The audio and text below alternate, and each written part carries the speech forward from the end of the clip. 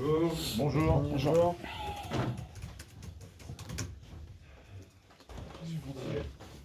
Bonjour Rudy. Bonjour. Est-ce qu'on peut faire un petit point sur ton effectif à disposition et Oui. peut-être les nouvelles de Memphis du coup? Oui. Seront absents du match contre Nice samedi, Oussem Aouar, Memphis Depay. Les autres, on espère que ça ira bien pour eux. Je pense à Bertrand Traoré, qui était blessé, qui est revenu, qui s'était fait mal à Marseille et qui est allé faire constater sa blessure en sélection et qui est revenu soigner ici. On va dire que depuis hier, il a réintégré le groupe partiellement. Aujourd'hui, c'était une journée plus de phase arrêtée, donc il n'y a pas eu de demande énergétique ou physique pour le groupe. Donc si demain il est à 100%, il devrait pouvoir postuler et on a le retour de Marsal dans le groupe. Concernant Memphis, c'est quoi? C'est une rechute, non? C'est quoi? Ouais, c'est exactement le terme qu'il faut employer. Il s'est blessé ou reblessé exactement au même endroit, ou en tous les cas sur le même muscle, les ischio-jambiers droits. Donc c'est vraiment dommageable pour l'Olympique Lyonnais. C'est ce que je constate. Ce qui m'ennuie, c'est qu'il soit blessé sur un match qui comptait pour rien contre l'Estonie. Ils étaient déjà qualifiés, les Pays-Bas. Et il n'y avait rien d'autre à espérer que de prendre des risques pour Memphis. Donc je pense que c'est un manque de respect pour l'institution Olympique Lyonnais. Voilà, très sincèrement. Parce que nous, maintenant, on ne peut pas l'utiliser samedi et on a 9 matchs en 29 jours et on ne sait pas quand est-ce qu'il va pouvoir revenir. On se sent irrité par la situation. C'est le moins qu'on puisse dire, ouais, ça me paraît logique. Si encore, c'est un joueur pour nous très important qui a joué un match qui n'était pas du tout important. Donc comment ne serais-je pas irrité? Leur sélectionneur avait un peu montré la voie. On a déjà fait des pieds et des mains pour qu'il ne joue pas contre l'Irlande du Nord parce que le staff des Pays-Bas a préparé Memphis pour l'Irlande du Nord. C'était samedi. Imaginez-vous qu'on a réussi à faire en sorte qu'il ne le fasse pas jouer, mais il a joué mardi. Donc au bout de 30 minutes, il s'est refait mal. Parce qu'effectivement, la gravité de sa blessure, comme on l'avait signalé, ne pouvait pas lui permettre de prendre part à aucun des deux matchs. Est-ce que tu as eu une explication aussi avec Memphis? Bien sûr que j'ai eu une explication avec Memphis. Il faut savoir que Memphis est un compétiteur, qu'il a toujours envie d'aider son équipe ou d'aider son équipe nationale. Par contre, quand moi je suis arrivé, lui et Léo Dubois voulaient jouer contre Dijon. Et je leur ai interdit de jouer. J'ai préféré faire l'impasse sur ces deux joueurs-là contre Dijon plutôt que de les perdre de manière plus longue. Et à la mi-temps contre Benfica, Memphis voulait continuer.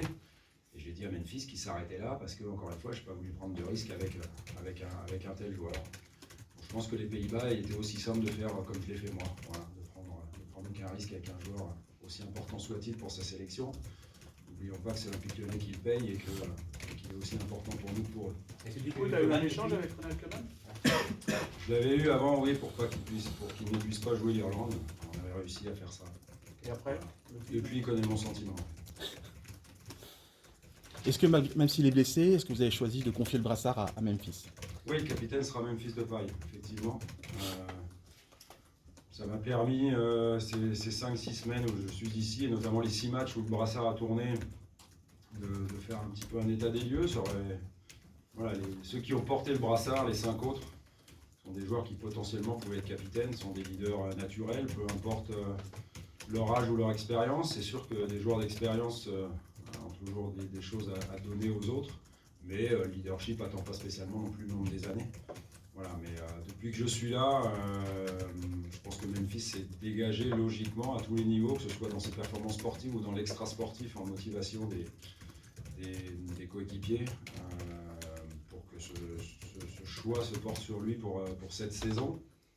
Il a même commencé à prendre des cours de français, donc tout va bien. Donc justement, au niveau de la langue, ça ne te pose pas un problème que pour l'instant, il ne maîtrise pas la langue? Si, je l'avais dit, mais à partir du moment où il fait des efforts et qu'on fait tous en sorte de lui parler en français, quitte à lui traduire en anglais derrière ce qu'on est en train de dire, pour qu'il progresse plus vite, ça va s'améliorer, même si le vestiaire comprend plusieurs langues. Qui sera le vice-capitaine, celui qui aura le brassard samedi du coup? Les vice-capitaines sont tous ceux qui ont porté le brassard depuis que je suis arrivé, et Léo Dubois sera le capitaine pour samedi contre Nice. Pour revenir à Memphis Depay, il le sait depuis quand qu'il va être capitaine? Depuis 1h ou 2, je pense, non? Ah oui, non mais, Depuis 11h ce matin. Voilà, non, mais tu aurais pu l'appeler avant. Non, voilà, non, ça c'est, voilà, la décision a été rendue ce matin. Bah, pour que vous ne soyez pas au courant, il fallait que ce soit qu'aujourd'hui à 11h, sinon c'était compliqué. Non mais Juninho l'avait dit, donc... Oui, j'en ai souri et parlé avec Jouni. Je lui ai dit, bah voilà, maintenant tu me laisses pas le choix. Mais bien évidemment que j'ai eu le choix. Et je peux vous donner une confidence. Hier, j'étais tellement énervé après la blessure de Memphis que voilà, j'avais remis ma décision en jeu, on va dire, hier. Et puis avec un petit peu de recul et moins d'émotion, je pense que c'est le juste choix. Juste pour finir, on a une idée de l'indisponibilité de Memphis? Non, non, il ne sera pas là samedi. Est-ce qu'il pourra être là aux Zénith? Je ne sais pas. S'il est là et qu'il y a un risque, on ne le prendra pas, parce qu'il y aura encore 7 matchs derrière. Voilà, on va faire au jour le jour et notre staff médical va gérer ça au mieux. Vous avez remis votre décision en jeu, entre guillemets, aussi parce que vous étiez un peu en colère contre Memphis, c'est ça pour cette blessure? J'aurais aimé qu'il ne joue pas, mais pour moi, c'est toujours le coach qui décide, c'est personne d'autre. C'est pour ça que je vous ai parlé de l'épisode de Dijon et de l'épisode de Benfica. Mais un joueur a tout de même son mot à dire, surtout lorsqu'il a ce statut-là en CD. C'est toujours le coach qui doit décider. Bien sûr, quoi. Coach Si doit c'est un souvent coach les- intelligent, il prend l'avis du joueur, savoir Exactement. c'est son corps à lui, c'est lui qui sent les choses. Mais on a aussi un staff médical de qualité qui savait que ça pouvait être une blessure, qui savait que c'était une blessure très importante, et une blessure qui pouvait durer.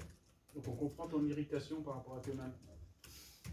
Vous voulez qu'on fasse toute la courte de presse là-dessus ou j'en ai Non, assez dit? justement. J'en ai assez dit, je pense, ça suffit maintenant. On va peut-être parler de Nice, on joue Nice samedi. Est-ce qu'il y a des bonnes nouvelles au-delà de ça? Oui, le retour de Marsal, par exemple, c'est une bonne nouvelle. La façon dont les joueurs ont travaillé, c'est une bonne nouvelle. Hier, on a fait une séance où j'ai aimé l'équipe sur le plan défensif, sur le plan de l'investissement, sur le plan de l'impact physique des duels, parce que je pense qu'on manque de ça. On a une équipe qui est portée vers l'offensive, mais il ne faut pas oublier que quand on n'a pas le ballon, il faut être bien meilleur que ce qu'on l'est actuellement pour le récupérer, c'est-à-dire plus agressif dans le pressing, plus déterminé dans les duels.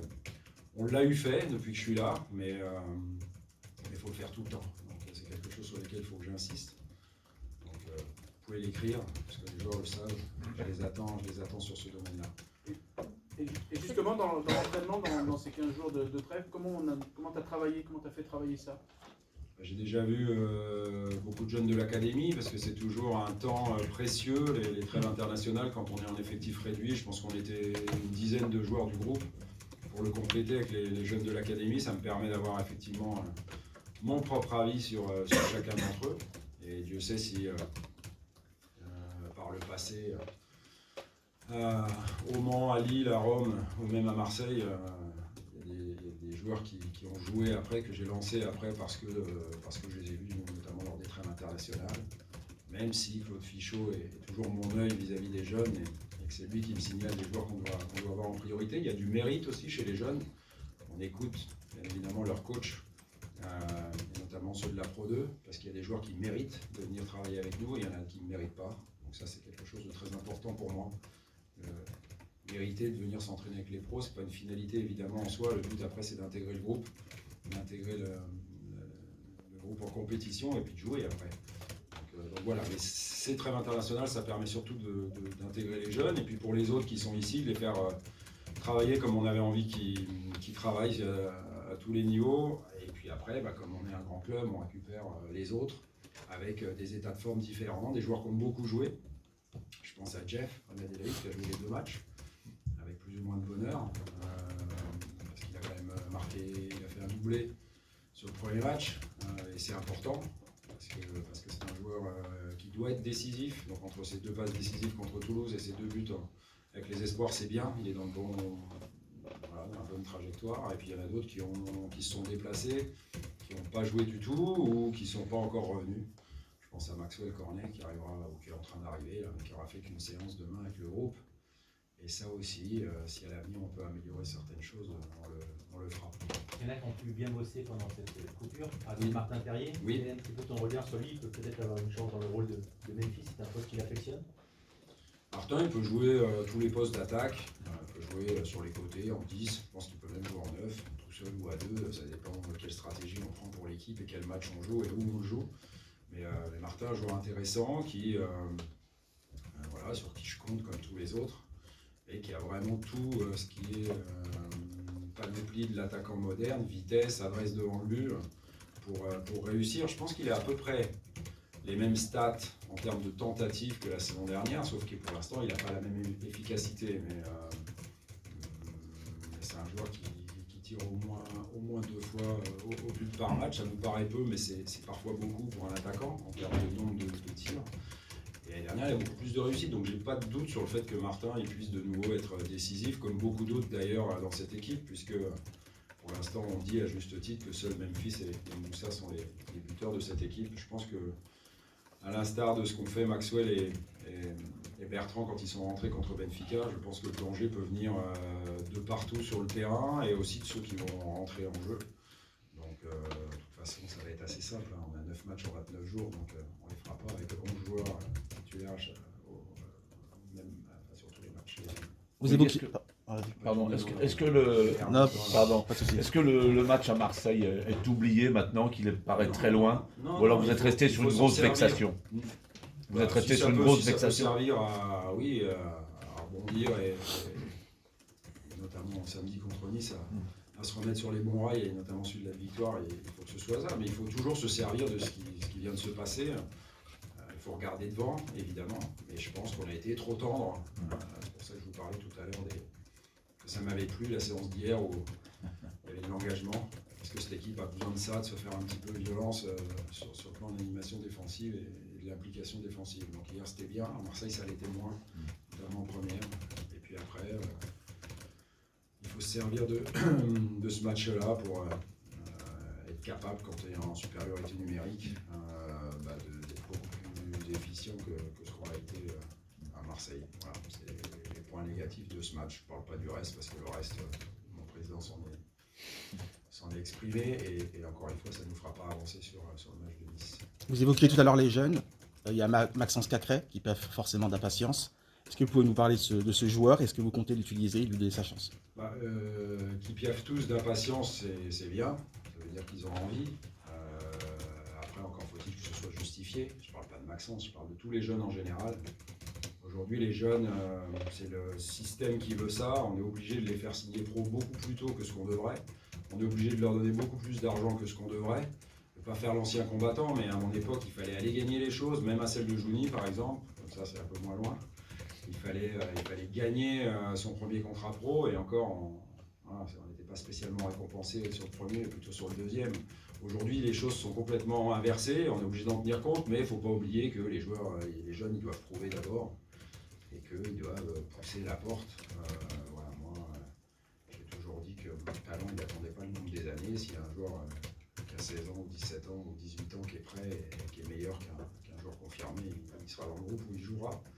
Et puis il y a ceux qui demandent mais qui ne méritent pas. Donc voilà, Maxence, si je ne m'abuse, il n'était pas dans le groupe quand je suis arrivé, et puis il est rentré dans le groupe. Donc ça veut dire qu'il est méritant, et qu'il a mérité de rentrer dans le groupe. Maintenant, à lui d'aller chercher mieux et plus. Qu'est-ce qui peut amener justement pour rester Joueur techniquement très très intéressant, bonne science du jeu.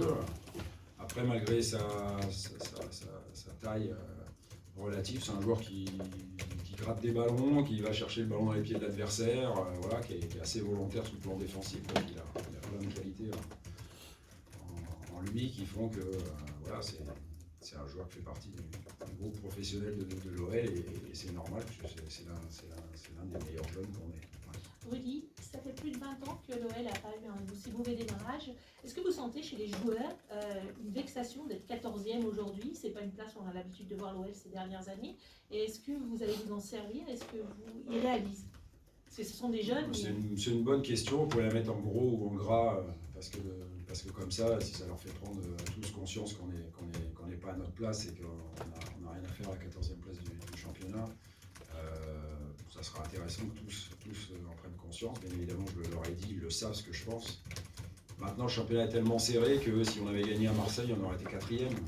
Et là, du coup, on a perdu, on est 14e. Donc ça veut dire qu'on a loupé une opportunité très importante de revenir dans les 5 premiers et de se rapprocher du podium là où on veut être. Et on va tout faire pour que l'occasion se représente. Et si l'occasion se représente, vous saurez me rappeler, mais moi surtout, je saurais leur rappeler qu'on n'a pas deux opportunités en or comme celle qu'on a loupée sur le dernier match. Justement, on rentre dans une période où c'est sans filet, par exemple, justement dans cette période des 9 matchs en 29 jours ou 30 jours. Il n'y a plus trop de jokers à brûler, notamment en Ligue 1. Tu le vois comme ça cette période?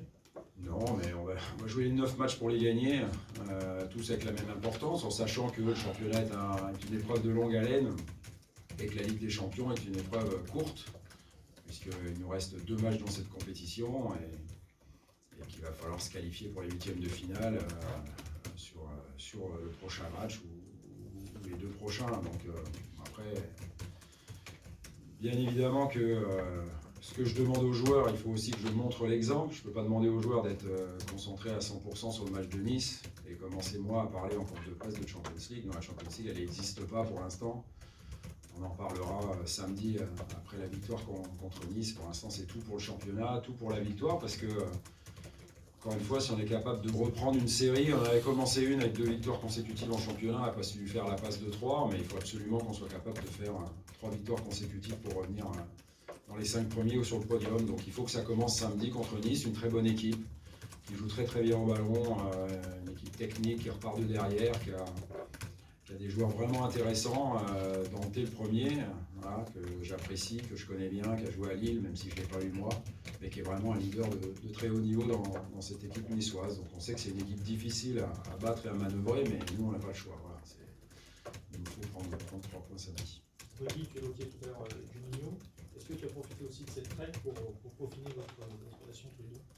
Non, parce que je pense que depuis que je suis arrivé ici, j'ai certainement plus parlé à Jouni qu'à n'importe quel autre membre du staff ou de mes joueurs, parce que tous les jours on échange autour d'un café ou pas. Donc ce qui est bien avec Jouni, c'est que voilà, il parle football, il mange football, il dort football, et voilà, je pense qu'on peut s'apporter mutuellement. Moi par mon expérience et lui par sa passion et sa connaissance du club. Ça c'est très important. Donc tout va bien, j'espère qu'on ne sera pas d'accord tout le temps sur tout, parce que ça veut dire qu'on échange et qu'on donne nos propres avis sans filtre, parce que c'est comme ça qu'on est pour l'instant l'un avec l'autre. On a l'impression qu'il se cherche de l'extérieur. Qui Se cherche dans son Je pense que la dernière fois que vous l'avez vu en conf de presse, il s'est bien affirmé. Et que c'est un garçon qui est passionné, qui a du caractère, qui est capable justement de bien représenter l'institution.